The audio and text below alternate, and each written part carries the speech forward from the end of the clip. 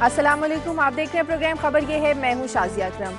موجودہ ملکی سیاسی صورتحال کی بات کی جائے جس میں حکومت اور عدلیہ ایک بار پھر سے آمنے سامنے آ کر کھڑے ہو گئے ہیں۔ ایک جانب وزیراعظم کے سر پر نااہلی کی تلوار لٹک رہی ہے تو دوسری جانب تمام اتحادی سر جوڑ کر بیٹھ گئے ہیں کہ حکومت کی اس ڈوبتی کشتی کو سہارا کیسے دیا جائے، ایسا کون سا راستہ تلاش کیا جائے جس سے حکومت بچ نکلے۔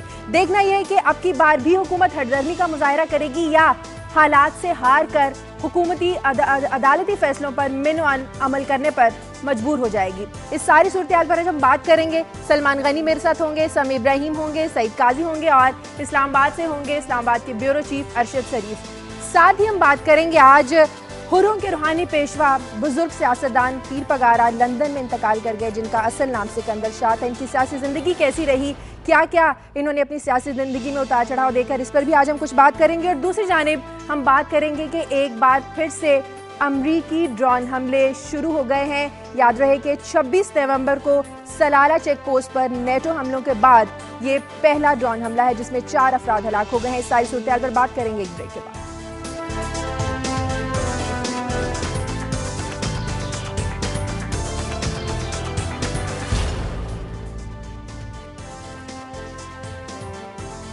بریک کے بعد خوش آمدید۔ اوور آل سیاسی صورتحال پر ہم بات کریں گے، لیکن اس کے ساتھ ساتھ اس ساری سیاسی صورتحال سے نمٹنے کے لیے جو مختلف سیاسی جماعتیں ہیں وہ کیا پلاننگ کر رہی ہیں، ان کی آنے والے دنوں میں کس قسم کی حکمت عملی ہوگی، مختلف شہروں سے بھی خبریں جان لیتے ہیں۔ سلمان غنی صاحب، لاہور میں ساری سیاسی صورتحال کو لے کر کس طرح کی پلاننگ کی جا رہی ہے؟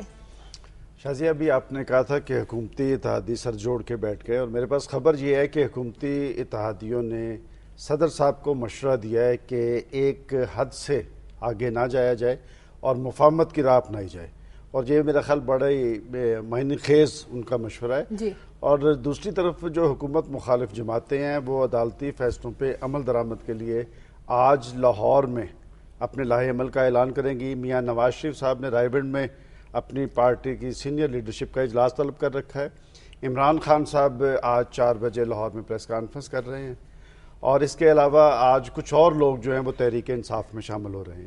شازیہ، ایک اور چیز جو اسلام آباد کے بعد لاہور کے حکومتی اور سیاسی حلقوں میں اس وقت اس حوالے سے چیمگوئیاں ہو رہی ہیں کہ آنے والے چند روز میں کچھ استعفے یا برطرفیاں عمل میں آ سکتی ہیں۔ اس کا مطلب حکومت کو ٹف ٹائم دینے کی بھی کوشش کی جا رہی ہے مخالفین عدالتی فیصلوں پہ عمل درآمد کے لیے وہ عوامی طاقت کو بروئے کار لا سکتے ہیں، ٹف ٹائم دے سکتے ہیں۔ ارشد، اسلام آباد میں کل کے سپریم کورٹ کے فیصلے کے بعد سیاسی صورتحال کیا ہے، وہاں کس قسم کی چہمگوئیاں ہو رہی ہیں؟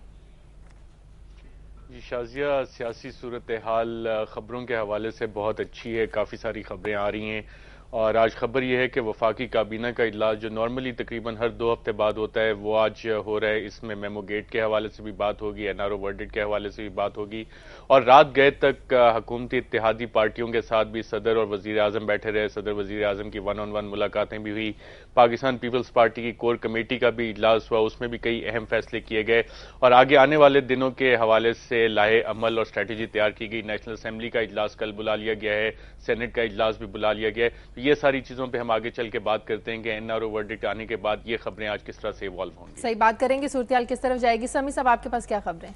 شہری رحمان امریکہ پہنچ چکی ہیں، ان کی وہاں پر مارک گراسمن سے ملاقات ہوئی، لیکن جیسے آپ نے بتایا جیسے ان کی ملاقات ہوئی پاکستان میں ایک ڈرون حملہ ہو گیا۔ گزشتہ کئی دنوں سے یہ بات کر رہے تھے کہ امریکی حکام یہ بریفنگز دے رہے ہیں نمائندوں کو کہ یہ کو ہماری ویکنس نہیں ہے اور ہم کسی بھی وقت ان حملوں کو شروع کر سکتے ہیں۔ لیکن ایک اور جو بات پینٹاگون نے کہی ہے، ان کا کہنا ہے کہ حکومت پاکستان کے ساتھ نیٹو سپلائی روٹس کو کھولنے کے لیے کوئی فارمل گفتگو نہیں ہو رہی، اور اگرچہ پاکستان نے ہمارا روٹ بند کیا ہے نیٹو سپلائز کا، اس کے باوجود افغانستان میں جو صورتحال ہے اس پر کوئی فرق نہیں پڑا۔ اس کے ساتھ ہی ہم بات کریں گے آج کے لیبیا میں کرنل قذافی کے بعد جانے کے بعد جو ویکیوم کریٹ ہوا ہے، وہاں پر سول وار اور ٹارچر اتنا ہو رہا ہے انیمیز کا کہ دیہاتوں کے دیہات، شہروں کے شہر ویران ہوتے جا رہے ہیں۔ اور تیسری بات ہم شام کی صورتحال کے بارے میں کریں گے، جہاں حافظ بشار الاسد نے جو سیریا کے پریزیڈنٹ ہیں، انہوں نے اپنی سپیچ میں پھر کہا ہے کہ شام کے اندر ہونے والی جو مظاہرے ہیں یہ بیرونی طاقتیں اس کو سپانسر کر رہی ہیں، ہم ان کو پوری طرح کچلیں گے، لیکن ساتھ انہوں نے اعلان کیا کہ مارچ میں ریفرنڈم کرائیں گے اور مئی جون میں شام میں انتخابات ہو سکتے ہیں۔ صحیح۔ سعید قاضی صاحب، شازیہ ایک تو میں بات کروں گا جو ہماری پبلک فائنانس کی زبوں حالی ہے، اس میں ایک اہم جو فگرز آئے ہیں اس میں ہمارے جو فارن ایکسچینج ریزروز ہیں اس میں $2 ارب کی کمی ہوئی ہے جو روپے پہ پریشر آ رہا ہے. اور ایک اور بھی بات، جس طرح سینسلیسلی بارونگ کرتی رہی ہے یہ حکومت، آپ جانتی ہیں کہ اتنا قرضہ کسی اور حکومت نے نہیں لیا، اسی لیے پہلی دفعہ جو ہمارے بیرونی قرضے پہ ہماری جو قسط ہے سود کی وہ ہمارے ڈیفنس بجٹ سے 48% بڑھ گئی ہے. اور علاوہ ازیں جو انفلیشن اور ٹیکسز کا بوجھ عام آدمی پہ آیا ہے میں اس پہ بات کروں گا. مگر ایک اور بڑی انٹرسٹنگ خبر ہے اور یہ سروے آیا ہے ایک سندھ میں اور یہ کیا ہے سراغ خان یونیورسٹی کی طرف سے. یہ جو سندھ کارڈ کی ہم بات کرتے ہیں، ذرا اس سندھ کارڈ پہ بھی نظر ڈالیں کہ 70% گھرانے سندھ میں غذائی قلت کا شکار ہیں. اور اس رپورٹ کی تصدیق کی ہے سندھ کے جو وزیر صحت ہیں، اور یہ ہے وہ سندھ کارڈ جس کی ہم اکثر جو ہم وہاں ریہیبلیٹیٹ نہیں کر سکے اور جن ایشوز میں ہم گھرے ہوئے ہیں اس کا یہ ایک منطقی نتیجہ تھا. اور پورے ملک میں جو ہے یہ تقریباً 50% بنتی ہے غذائی قلت کا جو لوگ شکار ہیں. چلیں اس پر تو ہم ڈیٹیل میں بات کریں گے. سب سے پہلے بات کر لیتے ہیں ملک کی موجودہ سیاسی صورتحال. سلمان غنی صاحب، جو کل کے سپریم کورٹ کے فیصلے کے بعد بدلی ہے، 6 آپشنز دیے گئے ہیں سپریم کورٹ کی طرف سے حکومت کو. آپ سمجھتے ہیں کہ ان 6 آپشنز میں سے حکومت کے لیے کوئی سوٹیبل ایک آپشن ہوگا؟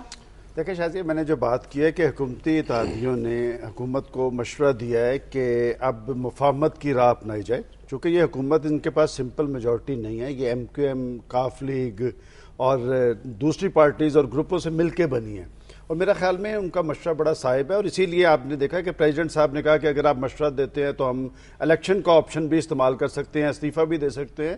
کہ بات یہ کہ ہم اس وقت ایک فیصلہ کن موڑ پہ کھڑے ہیں. آپ نے 6 آپشنز کی بات کی ہے. میں سمجھتا ہوں کہ یہ 6 آپشن ظاہر کر رہے ہیں کہ عدلیہ بھی ایک لمٹ سے آگے نہیں جانا چاہتی. وہ چاہتی ہے کہ حکومت فیصلے پہ عمل درآمد کرے. لیکن میرا ذاتی طور پہ تجزیہ یہ ہے کہ حکومت وہ جو کہا جاتا ہے شہادت نہیں ہلاکت کے راستے پہ گامزن ہے. اور بات یہ وہ سمجھتے ہیں کہ ہم اپنا سیاسی کیس لے کے عوام کے پاس جائیں گے. دیکھیں عوام بھی کھلی آنکھوں سے سب کچھ دیکھ رہے ہیں کہ اگر آپ نے سسٹم جو جمہوری سسٹم ہوتا ہے وہ اس میں عدلیہ کی ایک اپنی اہمیت ہوتی ہے. میں سمجھتا ہوں کہ پیپلز پارٹی پاکستان کی ایک اہم سیاسی قوت ہے اور اس کی چاروں صوبوں میں نمائندگی موجود ہے. انہیں ایک جو ذمہ دارانہ طرز عمل اپنانا چاہیے اور اس حوالے سے گیند جو ہے خود پاکستان پیپلز پارٹی کی قیادت اپنے کورٹ میں. اچھا، ذمہ دارانہ طرز عمل سمیع ابراہیم اس میں ایک بات صرف اور دیکھیں، بات یہ کہ یہ سیاسی لوگ ہیں جو حکومت میں جو سیاسی لوگ ہیں انہیں چاہیے اپنا رول ادا کریں. پیپلز پارٹی کے بڑے باشعور قیادت موجود ہے، لیکن اس وقت حکومت پر جو ہے وہ ان کے جو سرکاری عقاب ہیں وہ غلبہ حاصل کیے ہوئے ہیں. سمیع ابراہیم صاحب، کل سے قانونی ماہرین اور جو تجزیہ کار ہیں وہ کہہ رہے ہیں کہ جو 6واں آپشن دیا گیا ہے کہ عوام فیصلہ کرے اور 16 جنوری سے پہلے وزیر اعظم اعلان کر دیں کہ پارلیمنٹ تحلیل کر دی جائے اور نئے الیکشنز کروائے جائیں، واحد یہ راستہ لگتا ہے حکومت کے بچنے کا. میرا خیال ہے یہ ایک خواہش ہو سکتی ہے. پریکٹیکل اگر ہم دیکھیں جو صلاح مشورہ کیا جا رہا ہے اس میں تو مجھے ایسی کوئی بات نظر نہیں آتی. لیکن شازیہ جو سارا NRO کا اور سپریم کورٹ اور حکومت کا جو آپس میں جھگڑا ہے نا، اس میں دونوں جو فریق ہیں میری نظر میں انہوں نے لوز کیا ہے. پیپلز پارٹی تو اپنا کیس پوری طرح پیش نہیں کر سکی. بیسیکلی NRO ہے کیا؟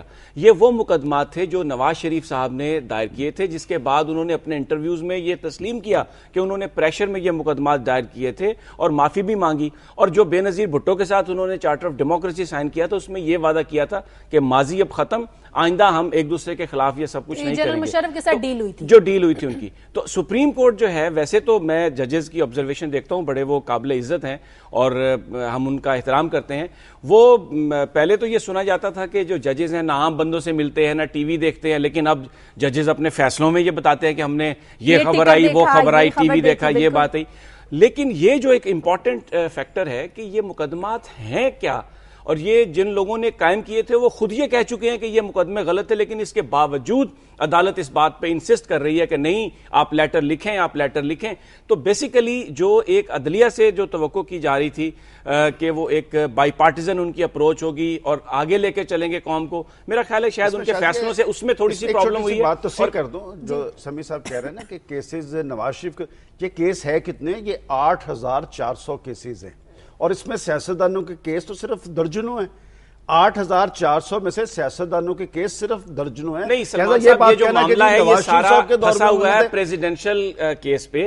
SGS ریفرنس اور کوٹیکنا کے بعد جو کیس دو چار حوالے سے نہیں یہ سارا معاملہ عدالت نے صرف ان کیسز کے بارے میں نہیں کہا. عدالت نے کہا ہے کہ جو آپ لوگوں نے بھرتیاں بھی کی ہیں ان مقدمات کے باوجود ان کو بھی ختم کیا جائے. وہ اپنی جگہ پر شازیہ, لیکن جو کرمنلز ہیں, قتل کے کیس ہیں, آپ اصل جو معاملہ جو عدلیہ اور انتظامیہ کے درمیان پھنسا ہوا ہے وہ آصف علی زرداری جو صدر پاکستان ہے, سوئس حکومتوں کو جو خط لکھنا ہے اس حوالے سے ہے. لیکن میں حکومت کہتی ہے ہم نے نہیں فرماتے ہیں. اصل ایشو تو یہی ہے نا کہ زرداری صاحب کا یہ ایشو ہے, لیکن اس کو اگر ہم تھوڑا سا پارٹی بن کے نہ دیکھیں اور ایک صافیانہ نظر سے دیکھیں تو ایک امپیس ہے, ایک انرشیا ہے. کل سپریم کورٹ کا جو فیصلہ آیا ہے اس نے رستہ دینے کی کوشش کی ہے پیپلز پارٹی کو. پیپلز پارٹی شہید ہو کے جانا چاہتی ہے کیونکہ جو اس کا 4 سال کا ریکارڈ ہے وہ میں بیان کر چکا ہوں, اور دوسری طرف سے جو دیگر جو حصے ہیں ریاست کے وہ بھی شاید اب اس نہج پہ نہیں ہے جس طرح 20 سال پہلے یہ بات چیف آف آرمی سٹاف کے خلاف نہیں ہو سکتی تھی جو آج جو ہے وہ ملتان کے ہمارے پرائم منسٹر کر رہے ہیں. تو یہ ایشو کیا ہے, ایک انرشیا کا ایشو. یہاں میں ایک اور بات کی وضاحت کر دوں, یہ کیس ہے یا کیا نہیں ہے. ایز اے صحافی نواز شریف صاحب آ کے کہتے ہیں جی صدر صاحب بہت کرپٹ آدمی ہے. صدر صاحب کا کل رحمان ملک صاحب اٹھا کے لے جی یہ بھی تو معافی مانگ کے گئے تھے. ایک ہی پیشے میں دونوں لوگ ہیں, سیاست میں ہیں, دونوں کا ایک دوسرے کے بارے میں انتہائی دیانتداری سے یہ خیال ہے کہ یہ کرپٹ ہے. جو ہم سن رہے ہیں, کبھی ہم کہیں گے نہیں نواز شریف صاحب ٹھیک کہتے ہیں, کبھی کچھ آدھا ایسا کہے گا نہیں زرداری صاحب ٹھیک کہتے ہیں, پھر ایک سطح ایسی آتی ہے جب سب لوگ کہتے ہیں یہ دونوں سچ بول رہے ہیں شاید. تو یہ ہے ہماری پولیٹیکل ایلیٹ کی بینکرپسی. یہ ایک دوسرے کو صدق کے دل سے بددیانت یہ سمجھتے ہیں, اور عدالت بیچ میں میڈیٹر کے طور پہ آئی ہے, فیصلہ کرنے کے طور پہ آئی ہے, مگر وہ فیصلہ نہیں کر پا رہی کیونکہ ایگزیکٹو میں ابھی تک یہی بیٹھے ہیں. مگر یہ امپیس بہت دیر تک نہیں رہے گی. یہ جس طرح انہوں نے فرمایا کہ جس طریقے سے یہ اس کو آگے لے کے جا رہے ہیں, چاہے جتنی بھی انرشیا ہو, چاہے فوج میں وہ اب دم رہا نہیں رہا, چاہے باقی جوڈیشری کس لیول تک جا سکتی ہے, لیکن ایک لیول اور ایک حد ہوتی ہے. اور دوسری بات یہ کہ یہ اس سے اگر فارغ ہو جائیں تو یہ میں بڑی دیانتداری سے آپ کو بات کہہ رہا ہوں کہ ان کے پاؤں کے نیچے سے یہ معیشت کی رگ نکل رہی ہے. اتنا ہم افریقہ سے پیچھے گر گئے ہیں. اگر آپ انڈیکس دیکھیں کوئی فراغت ہوگی, ان کو کوئی فراغت ہوگی ان ایشو کو دیکھنے کی. جو سندھ کی پارٹی ہے 70% لوگ وہاں بھوکے مر رہے ہیں, یہ آپس میں لڑ رہے ہیں. اپنی جان کے لالے پڑے ہوئے. ارشد رات گئے تک اسلام آباد میں بھی اجلاس ہوتے رہے, اتحادی جماعتیں سر جوڑ کر بیٹھی, کس طرح اس ساری صورتحال سے نپٹا جائے, کیا کسی طرز عمل تک, کیا کسی لائحہ عمل تک, کسی راستے تک پہنچ سکی ہے حکومت؟ جی شازیہ, اسی سلسلے میں بات چیت ہوتی رہی اور جو سب سے اہم بات جو سوال اٹھا وہ یہ تھا کہ 5 ججز کو یہ حق کس نے دیا ہے کہ وہ یہ بیٹھ کے کہیں کہ جی وزیر اعظم کا کریکٹر ٹھیک نہیں ہے. یہ حق اگر 5 ججز نے ایکسرسائز کیا ہے تو وہاں پہ یہ بات بھی ہوئی کہ 18 کروڑ عوام نے اس حکومت کو منتخب کیا ہے, ان کی نمائندگی کر رہے ہیں. اور کبھی ڈکٹیٹرز کے بارے میں تو یہ نہیں کہا گیا کہ ان کا کریکٹر ڈھیلا ہے. اور جب کریکٹر کی بات ہوتی ہے ملک کے ایک الیکٹڈ وزیر اعظم کے بارے میں ججز اس طرح کے ریمارکس پاس کرتے ہیں اپنے شارٹ آرڈر میں, اپنی ججمنٹ میں, تو اس سے اور بھی بہت سارے سوالات اٹھتے ہیں. بہت سے لوگوں کے کریکٹر پہ پھر بات ہو سکتی ہے, پھر عدالت عظمیٰ کے کریکٹر پہ بھی بات ہو سکتی ہے. اور یہ وہ ساری چیزیں ہیں جو کور کمیٹی کے اجلاس میں بھی ڈسکس ہوئیں.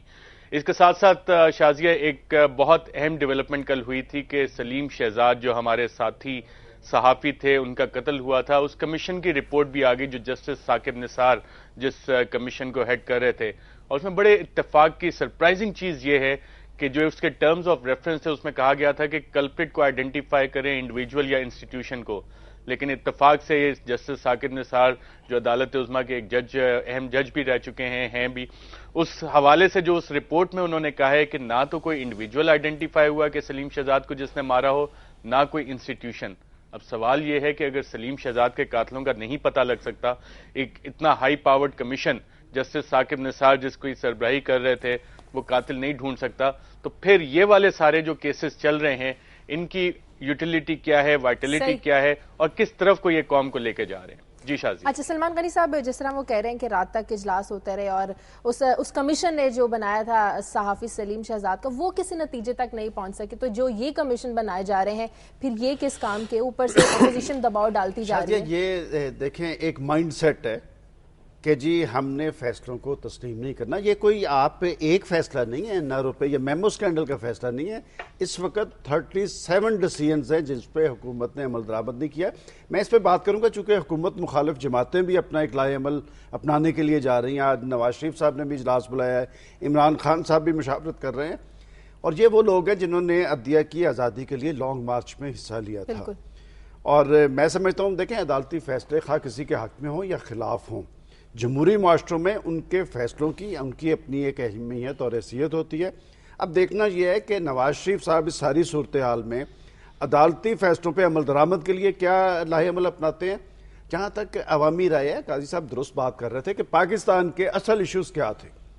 یہ نان ایشوز کو ایشوز اور ایشوز کو نان ایشوز بنانے کے طرز عمل نے آج ہمیں یہاں پہنچا دیا ہے کہ لوگ بیچارے مہنگائی بے روزگاری کی آگ میں جل رہے ہیں.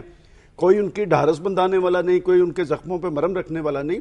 اور یہ بات درست ہے کہ اگر حکومت کا کوئی کیس ہوتا تو آج لاکھوں لوگ اسلام آباد کٹھے ہوتے کہ جناب ہماری منتخب حکومت ہے، اس پہ تلوار کیوں لٹکائی جا رہی ہے.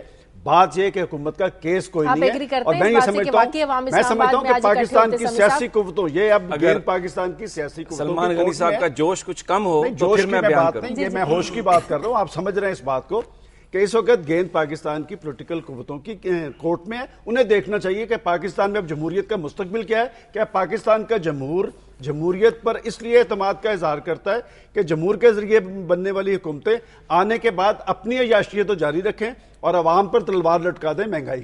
دیکھیں اس میں تو کوئی شک نہیں کہ جو سیاسی حکومت ہے وہ ڈیلیور کرنے میں ناکام رہی ہے. پاکستان کے عوام کے مسائل بڑے ہیں، لیکن میں نے جیسے گفتگو کے آغاز میں بڑا سچ بولا ہے آج آپ نے کہ بیسیکلی جو عدالتیں ہیں وہ بھی پاکستان کے عوام جو سمجھتے تھے کہ جس طریقے سے ایک ادارہ بن گیا ہے، اب یہ آزاد عدلیہ ہے، لیکن عدلیہ کچھ آزادی کے ساتھ ساتھ شریف عدلیہ بھی ہے، شرافت کا مظاہرہ بھی کر رہی ہے. تو وہ بیسیکلی اس وجہ سے تمام جو ادارے ہیں ان کا جو اعتماد ہے وہ مجروح ہوا ہے. انہوں نے قاضی صاحب نے بات کی ایک ارشد شریف صاحب نے کہ وہ ایک صحافی سلیم شہزاد صاحب کو انصاف نہیں ملا تو موجودہ یہ کمیشن کیا دیں گے. تو ایک مجھے بگٹی صاحب کا فکرہ یاد آ رہا ہے. انہوں نے کہا بھائی یہاں پر جو انفلوئنشل لوگ ہیں یا نواز شریف کے حوالے سے وہ بات کر رہے تھے کہ ان کو انصاف اس لیے مل گیا کہ عدالتیں ان کو انصاف دینے پر تلی ہوئی تھیں. تو ابھی بھی عدالتیں بہت سارے ایسے لوگوں کو، بہت سارے ایسے اداروں کی بات سننے کے لیے اور ان کو انصاف دینے کے لیے تلی ہوئی ہیں. تو ان حالات میں ان کو تو ملنا ہی ملنا ہے. اصل جو اس وقت پرابلم ہے وہ یہ کہ کیونکہ پاکستان کی پولیٹیکل ایلیٹ ڈیلیور کرنے میں ناکام ہوئی ہے، عوام کے ساتھ ان کا کنیکشن نہیں ہے، اور جیسے قاضی صاحب نے کہا کہ وہ صرف اپنے اقتدار کو دوام دینے کے لیے کوششوں میں مصروف ہیں، جس کی وجہ سے آج عوامی حمایت حاصل نہیں ہے. اگر شروع سے حکومت عدالتی فیصلوں پر عمل کرتی، یہ لٹکانے کے جو ہتھ کنڈے بار بار استعمال کیے جاتے رہے وہ استعمال نہ کرتی تو آج جس مقام پر حکومت کھڑی ہے یہاں کھڑی ہوتی. نہیں شازیہ، یہ تو ایک سوچ ہے کہ حکومت نے عدالتی جو احکامات ہیں ان پر عمل درآمد نہیں کیا. بہت سارے فیصلوں پر عمل درآمد ہوا، انہی فیصلوں پر مجھے تو لگتا ہے عمل درآمد ہوا جن کے اپنے مفاد میں تھے، جس سے ان کو اتنا نقصان نہیں. اس طرح سے کریکٹرائز کرنا بھی، میں آپ کو مثال دے دیتا ہوں، میں تفصیل دے دیتا ہوں. ایک فیصلہ ہوا، ایک جو ہماری بیوروکریسی میں پروموشن کا فیصلہ تھا، کوئی 20-25 بیوروکریٹ سے وہ گئے کورٹ میں اور کورٹ نے ایک فیصلہ دیا. تو سینیورٹی کی بنیاد پر تبدیلی کی بات ہو رہی تھی. حالانکہ سپریم کورٹ نے خود، شاید ایک گورنمنٹ نے اس پہ آبجیکشن بھی کیا کہ جب ججز کو ہائر موو کرنا تھا سپریم کورٹ میں تو انہوں نے سینیورٹی کے پہ عمل نہیں کیا اصول پر، لیکن وہ فیصلہ وزیر اعظم نے اس پر عمل درآمد کیا. اور پھر جو کچھ بھی فیصلے آئے کہ کون تحقیق کرے گا، کون کیا کرے گا، اس پر عمل درآمد ہوا. ایک اور فیصلہ میں اگر یاد کرا دوں جی شازیہ، یہ جو ججز جب ریسٹور ہوئے تھے، جب یہ پابند سلاسل تھے، قید میں تھے، تو اس وقت وزیر اعظم نے ابھی ووٹ آف کانفیڈنس بھی نہیں لیا تھا، وزارت عظمیٰ میں بیٹھے بھی نہیں تھے، اور جمہوری حکومت نے ایک فیصلہ کیا تھا جس کے بعد یہ ججز ریسٹور ہوئے تھے. اور اس میں بہت سے ایسے ججز بیٹھے ہیں جنہوں نے دو دفعہ پی سی او کے تحت حلف اٹھائے ہوئے اور ڈکٹیٹر سے حلف اٹھائے ہوئے ہیں. اور جب فیصلوں کی امپلیمنٹیشن کی بات آتی ہے، بہت سارے فیصلے ایسے ہوتے ہیں جو امپلیمنٹ بھی ہوتے ہیں، لیکن جب ایک امپریشن کریٹ ہو جائے کہ عدلیہ کوئی اسپیسیفک کسی ایک پولیٹیکل پارٹی یا ایک پولیٹیکل گروپ کو ٹارگٹ کر رہی ہے اور کسی ایک انڈیویجول کو ٹارگٹ کر رہی ہے، تو پھر عدالت عظمیٰ پہ بھی کوشچن اٹھتے ہیں، جوڈیشری کے رول پہ بھی کوشچن پارٹی کو ٹارگٹ کر رہی ہے. ابھی ایسا بالکل جو اس وقت پاکستان پیپلز پارٹی ہے وہ بالکل یہی سمجھ رہی ہے کہ ان کو ٹارگٹ کیا جا رہا ہے، اور سارا مسئلہ آ کے پھنس گیا ہے کہ صرف ایک چھوٹی سی چٹھی لکھ دیں، ذرا سی چٹھی لکھ دیں کہ ہماری بھی انا برقرار رہے، جو ہم نے ایک سٹینڈ لیا ہوا ہے وہ بھی صاف نظر آ جائے، اور 248 کے تحت آگے ہمیں کہیں تو صحیح کہ مجھے امیونٹی حاصل ہے، ہم آپ کو امیونٹی دیں گے. جبکہ پیپلز پارٹی کور کمیٹی بہت سارے ممبران کا یہ خیال ہے کہ اگر ہم جا کے یہ امیونٹی کلیم کرتے ہیں تو ہم اپنا یہ رائٹ کنسیڈ کر رہے ہیں جو کہ آئین میں بڑے واضح طور پہ دیا ہوا ہے کہ آرٹیکل 240 اور نہ صرف آئین پاکستان میں بلکہ انٹرنیشنل لا میں بھی ہے کہ کسی بھی ملک کے صدر کے خلاف سارے مسائل اس میں شازیہ بات یہ کہ اگر سوئس بینکوں کو یہ خط لکھ دیں، بعد حکومت نے اپنا کیس خود خراب کر لیا ہے، انہوں نے خود ثابت کیا ہے کہ دال میں کچھ کالا ہے. بات یہ کہ اگر ان کا دال میں کالا، سلمان غنی صاحب بہت کچھ ہے، دال میں اتنا کچھ کالا ہے. سلمان غنی صاحب دال کی دال ہی پوری کالی ہے.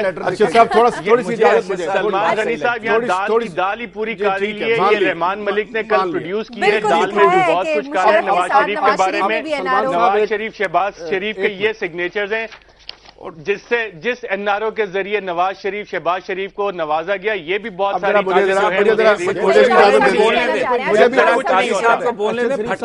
جان کی امان پاؤں آپ کے اقبال ہمارے بہت اچھے دوست ہیں. قاضی صاحب بہت اچھے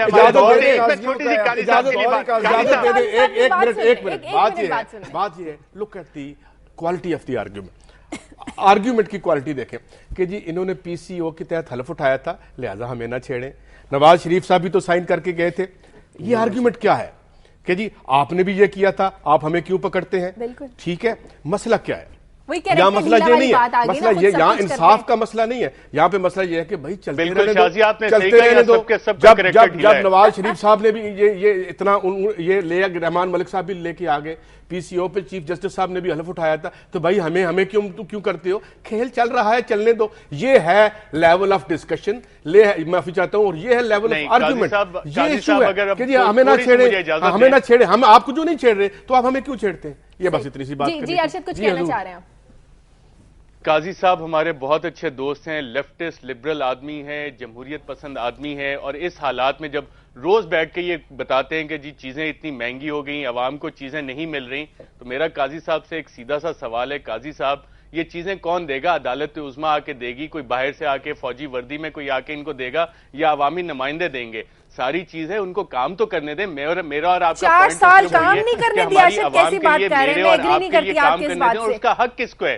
میں بھی وہی بات کر رہا ہوں. 4 سال کام کرنے کا حکومت کو روک دیا جاتا ہے. میرے اور آپ کے حق پہ کوئی ڈاکہ ڈالنے کی کوشش کرتا ہے جوڈیشری کے ذریعے یا کسی اور بیک ڈور کے ذریعے. میری آپ کی لڑائی، میرا آپ کا آرگومنٹ تو سارا اس کے اوپر ہے. اور جب کریکٹر کی بات ہوتی ہے تو ایک وزیر اعظم کے کریکٹر پہ کیوں بات ہوتی ہے جو کہ اس وقت الیکٹڈ پرائم منسٹر؟ جواب لے لیں ارشد، بریک کا وقت ہو رہا ہے، جواب لے لیں، مجھے بریک لینی ہے. Thank you very much for your compliments Arshad بھائی. ہم تو آپ کو دیکھ کے سیکھتے ہیں.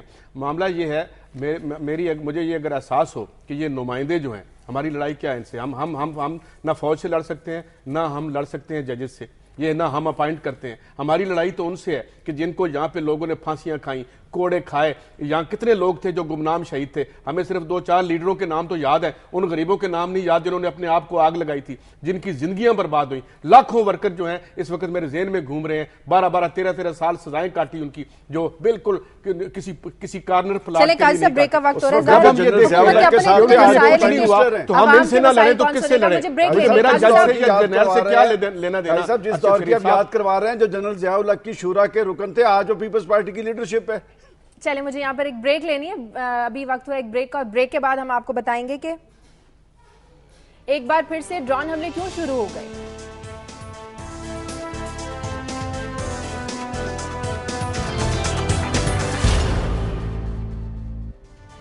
بریک کے بعد خوش آمدید. شہری رحمان امریکہ کیا پہنچی کہ امریکہ نے ڈرون حملے ایک بار پھر سے شروع کر دیے. سلمان غنی صاحب، کیا یہ امریکہ نے استقبال کیا شہری رحمان کا؟ دیکھیں، یہ بات یہ کہ یہ گورنمنٹ کا ایک فیصلہ ہے، اور میرا خیال ہے گورنمنٹ کی جو ڈائریکشنز انہیں دی گئی ہیں اس پہ وہ جا کے بات بھی کریں گی. آپ نے ڈرون حملوں کی بات کی ہے. ڈرون حملے ہائی ویلیو ٹارگٹ کے لیے تھے، اور صرف 36، میں آپ کو امریکی جو اعداد و شمار ہے نا، صرف 36 ہائی ویلیو ٹارگٹ انہوں نے حاصل کیا، اور 3600 معصوم لوگ مارے گئے. اور میں سمجھتا ہوں کہ پاکستان کے آرمی چیف نے، آپ کو یاد ہوگا سلالہ پہ حملے کے بعد کہا تھا کہ اب اس کے بعد ہم ڈرون حملوں کی اجازت نہیں دیں گے. میں سمجھتا ہوں جب پاکستان کے اندر یہ کیفیت ہوگی جو ہم ڈسکس کر رہے ہیں، اس کے بعد امریکہ تو اپنے ایجنڈے پہ کاربند رہے گا، وہ اس طرح کا کام کرے گا، اور اس حوالے سے کوئی پالیسی جو ہے یہ پارلیمنٹ کے اندر بننی چاہیے. اس بات کا اعلان تو امریکی حکام چند دن پہلے کر چکے تھے کہ ٹارگٹ ملا تو ہم تو ڈرون حملے شروع کر دیں گے. اسے ہماری کمزوری نہ سمجھا جائے جو روکے میں. شازیہ، یہ تو ان کی ایک پوزیشن ہے. وہ ہمیشہ سے یہ کہتے ہیں کہ کہیں پہ بھی کوئی ملیٹنٹ ہمیں ملا تو ہم اس کو، جو ہائی ویلیو ملیٹنٹ ہے، اس کے لیے ہم کسی کی اجازت کا انتظار نہیں کریں گے. جیسا آپ نے یہ بھی ہمارے ہاں بھی بیانات میں آیا تھا کہ چیف آف آرمی اسٹاف نے یہ کہا ہے کہ اب ڈرون حملوں کی اجازت نہیں جائے گی. تو قاضی صاحب تھوڑی دیر پہلے کہہ رہے تھے کہ شاید امریکہ نے سوچا کہ اجازت تو ملے گی نہیں, خود سے ہم حملے کر دیں, تو حملے انہوں نے شروع کر دیے ہیں. یہ ایک بہت بڑا ایک ایشو ہے پاکستان اور امریکہ کے درمیان. اس وقت جو ہمیں اطلاعات مل رہی ہیں اس میں امریکہ کی جو عسکری جو قیادت ہے, جو پینٹاگون میں جو لوگ شامل ہیں, وہ پاکستان کی فوج کے ساتھ تعلقات کو بہتر بنانا چاہتے ہیں اور معاملات کو ٹریک پہ لانا تعلقات بہتر ہو سکتے ہیں. نہیں, میں یہ نہیں سمجھتا. میں آپ کو ایک, اگر مجھے اجازت دیں آپ, تو میں آپ کو یہ بیان کرنا چاہتا ہوں کہ وہ بہتر بنانا چاہتے ہیں, لیکن جو وائٹ ہاؤس اور اسٹیٹ ڈپارٹمنٹ کی پالیسی ہے وہ یہ چاہ رہے ہیں کہ یہ سب کچھ وہ پاکستان کی پولیٹیکل گورنمنٹ کے ساتھ مل کر طے کریں. وہاں پر بھی ایک بڑا تناؤ ہے اس وقت افغانستان کے ایشوز کے حوالے سے, اور پاکستان کے اندر تو تناؤ چل ہی رہا ہے. آگے چل کر اگر یہ ڈیڈ لاک اسی طرح جاری رہا, ہم نے یہ کہا کہ ہم اپنی پالیسی ریوزٹ کر رہے ہیں, پتہ نہیں مہینہ ہو گیا قومی سلامتی کمیٹی نے کوئی ریوزٹ نہیں کیا, کوئی خد و خال نہیں دیے, اور اتنا زیادہ کوئی ملک پیشنس میں نہیں رہتا, تو وہ انہوں نے اس پر اپنی پالیسی شروع کر دی, حملوں کی پالیسی. اب اس سے نکلنے کے لیے پاکستان کو ایک واضح لائن اختیار کرنی ہوگی, اور جیسے سلمان غنی صاحب نے کہا, اگر ہمارے اندر اختلافات رہے تو بیرونی محاذوں پر اسی طرح سے حملہ ہمارے اوپر ہوتا رہے گا. ایک یہاں پر میں اور ایک بات کر دوں, کیونکہ امریکہ کی پالیٹکس کے حوالے سے بھی بات ہوئی ہے.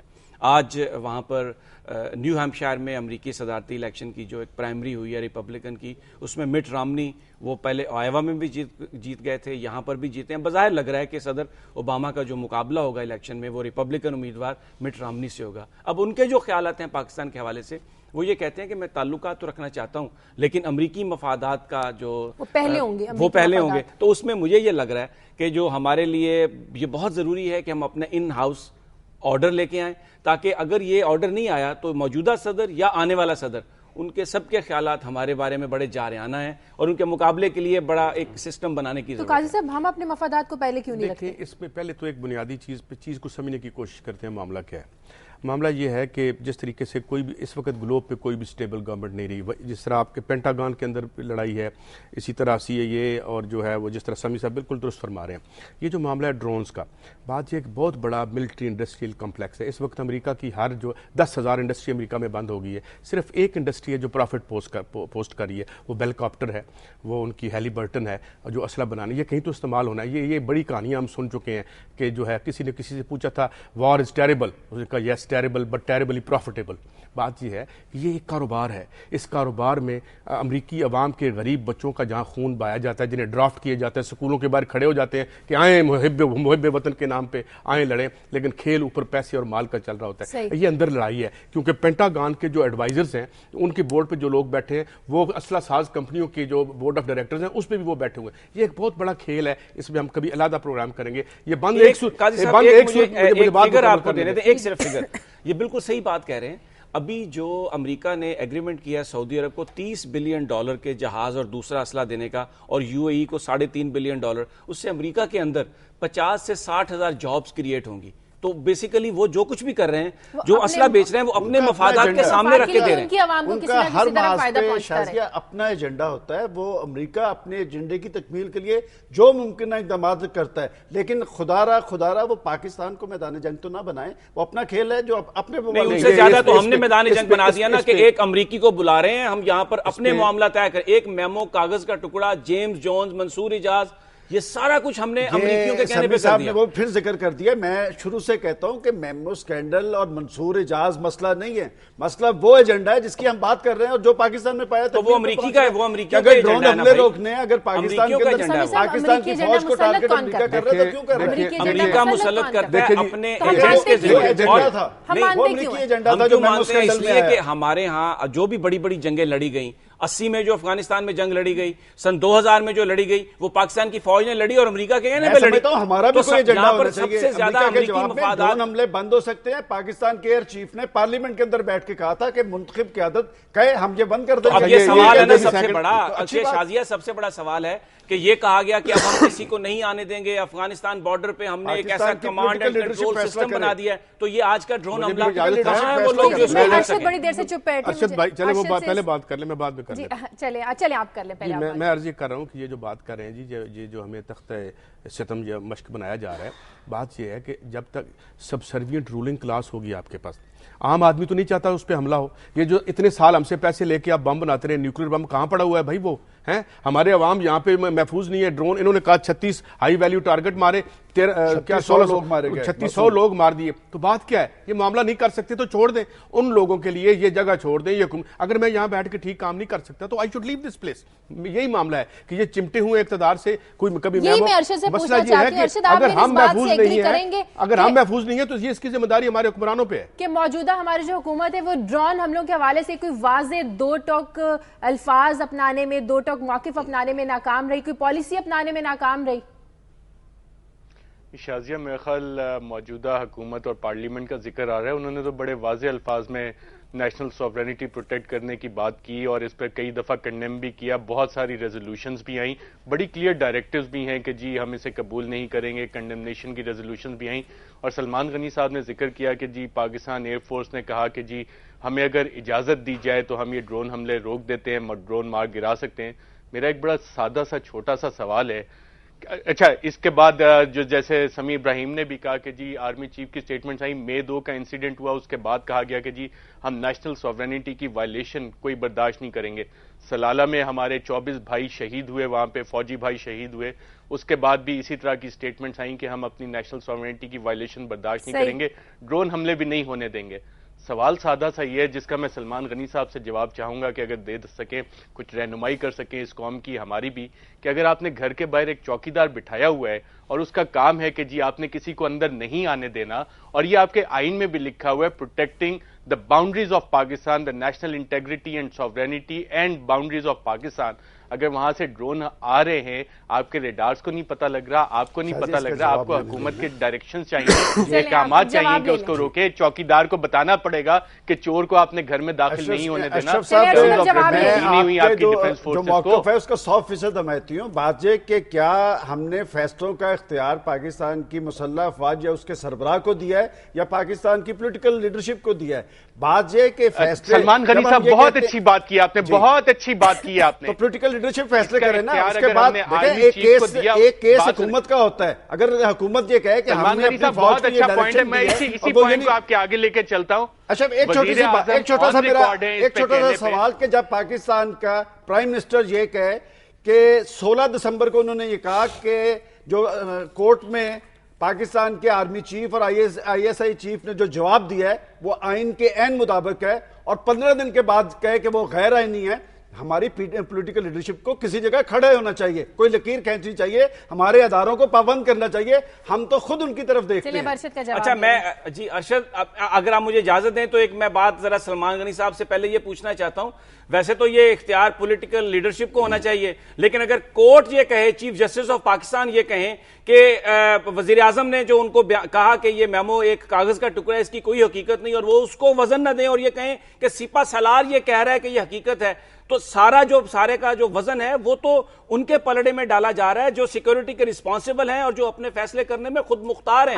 لیکن جب پکڑا جاتا ہے تو آگے کہہ دیا جاتا ہے کہ پولیٹیکل ایلیٹ کیا کر رہی ہے. میں سمیع صاحب کی تائید کر دیتا ہوں اس بات پہ. پھر پاکستان کی جو پرائم منسٹر ہیں, جو چیف ایگزیکٹو ہیں, وہ جس سیکٹری دفاع کو ٹارگٹ کر رہے تھے اسے سیک کر دیں. آپ کے ضرورت ہونی چاہیے. یہ پاکستان کی ہسٹری ہے کہ جب یہ 98 میں جب وزیر اعظم نے اپنے اختیارات کا, جب آپ کی قیادتیں کرپٹ ہوں گی وہ نہیں کر سکیں گی. صاحب بولنے تو دیں. نہیں, سیکٹری دفاع کو بات تو سن لیں. میں آپ کو یہی کہہ رہا ہوں نا کہ اگر آپ سیکٹری دفاع کو کہتے ہیں, لیکن آپ کہہ رہے ہیں کہ سیک کرنے دیں. جب 98 میں نواز شریف صاحب نے کچھ آرڈر کیا سیکنگ کا تو اس کا نتیجہ دیکھ لیا, ہاتھ باندھ کے اگلوں نے سعودی عرب پہنچا دیا. ابھی یہ چاہتے ہیں کہ ان کے بھی ہاتھ باندھ کے سعودی عرب پہنچا دیں. یہ جو اس وقت سیاستدان ہے اپنا وزن کہاں ڈال دیا انہوں نے؟ وہ جو کہتے تھے کہ ہم سیاست کے لیے ہیں وہ آج کہاں کھڑے ہیں؟ امریکہ کے ساتھ نہ ڈالیں. شازیہ, ایک کاغذ کے ٹکڑے پہ تو سو موٹو بھی ہو جاتا ہے, کمیشنز بھی بن جاتے ہیں. چیف جسٹس صاحب ڈرون حملوں پہ کیوں نہیں سو موٹو لیتے اور ایک کمیشن بنا دیتے, آرمی چیف کو بھی کہیں کہ جی روک دیں. اب ایک جو انالیسز آ رہا ہے, پولیٹیکل ڈسکورس جتنا آ رہا ہے, اس میں کہا جا رہا ہے کہ جی ایک جوڈیشل کو, ابھی بھی میں ایک ہیڈ لائن پڑھ رہا تھا اخبار میں, اگر میں ناظرین کو دکھا سکوں, جس میں کہا جا رہا ہے کہ اگر ہم کیمرے پہ دکھا سکیں, رول آف لا اور جوڈیشل کو, جب اس طرح کی باتیں آئیں گی تو اس پہ بھی ڈرون حملوں پہ بھی ایک سو موٹو لے لیں, روک لیں, امریکہ سے حملے رکوا لیں. اب آرمی چیف کا کام ہے یا ایئر چیف کا کام ہے, پارلیمنٹ بیچاری اس پہ کیا کرے گی؟ وہ تو 10 ریزولوشن دے چکی ہے, کنڈیم کر چکی ہے, کہہ چکی ہے کہ جی اس کو روکیں. کون روکے گا؟ ایک کاغذ کے ٹکڑے کو لے کے ہم چل پڑتے ہیں और जैसे समी इब्राहिम कह रहे थे वो अमरीकी शहरी जो आईएसआई के खिलाफ बेतहाशा लिखा, उसको भी हम फौजी प्रोटेक्शन देंगे। मुझे सर एक मिनट, मुझे एक सलमान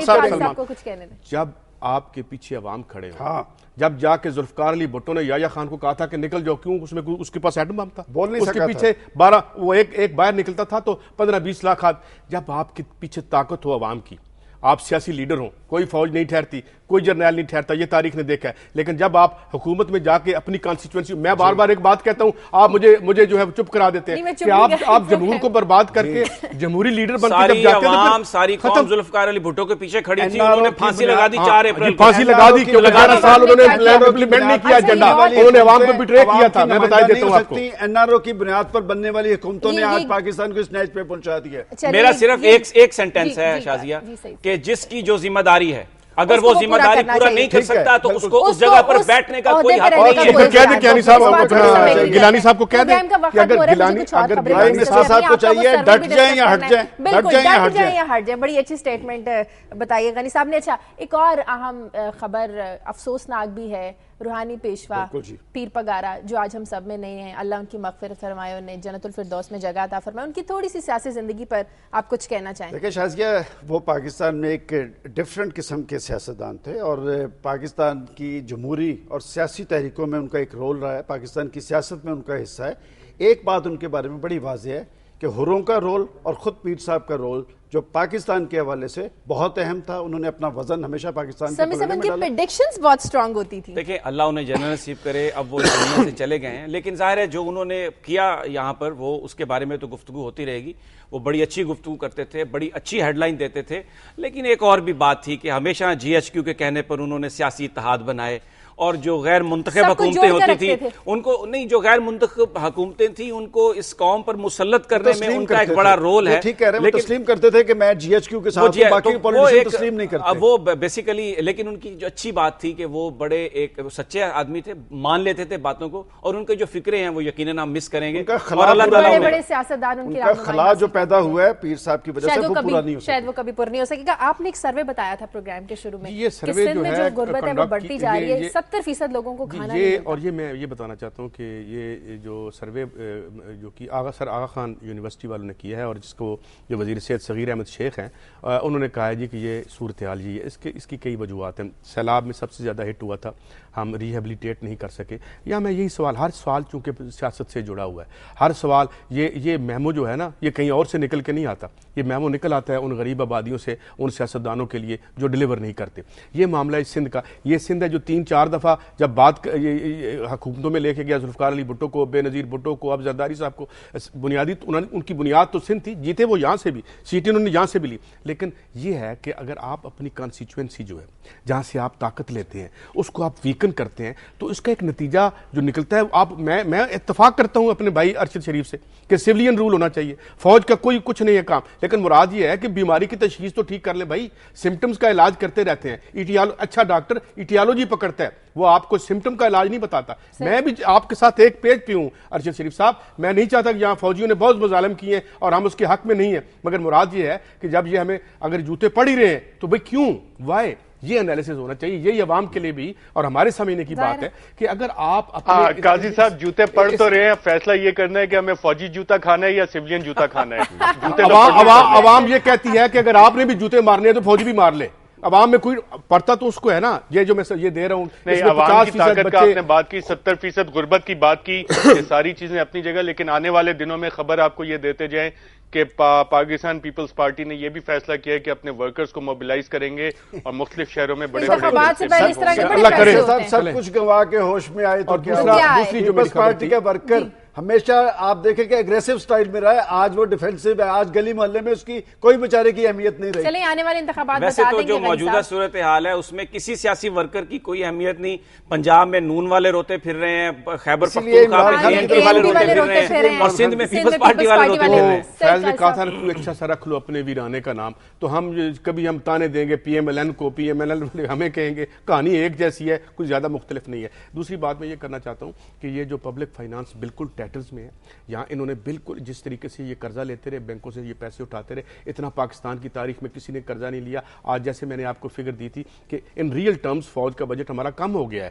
جو ہم کہتے ہیں نا لے رہی ہے, بہت زیادہ لے رہی ہے, اور اسے ہمیں یہاں نارملائز کر کے یہ ختم ہونے چاہیے سلسلہ, یہ پیسے عوام پہ لگنے چاہیے, یہ علیحدہ بات اور یہ ہمارا اصولی موقف ہے. لیکن اگر آپ یہ دیکھیں کہ یہ جو ہم نے اپنی کارپوریشنز کے ساتھ کیا 400 ارب روپے کا سالانہ, ان کو برباد کر دیا. اب ہم پرائیویٹائز کرنے چلے جائیں گے. اب دو ہی حل رہ گئے ہیں, یا تو کوئی آ کے ایفیکٹولی ان کو چلائے, کیپٹیو مارکیٹ ہے اس کی جو ہماری اسٹیل مل ہے, اب کیا ہوگا, یا تو ہم اسے اونے پونے پہ گھر کے برتن بیچ دیں گے.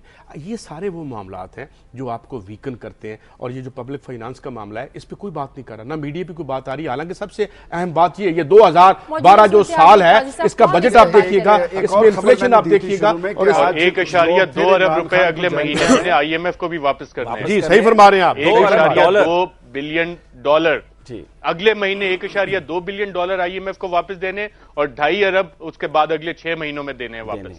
تو یہ بہت زیادہ پریشر آئے گا, یہ جو روپے کی ویلیو ہے, کیونکہ ڈالر کی شارٹیج آئے گی اور روپے کی جو ویلیو ہے وہ مزید گرے گی. عوام کی جیبوں پر یہ ڈکیتی ہوگی.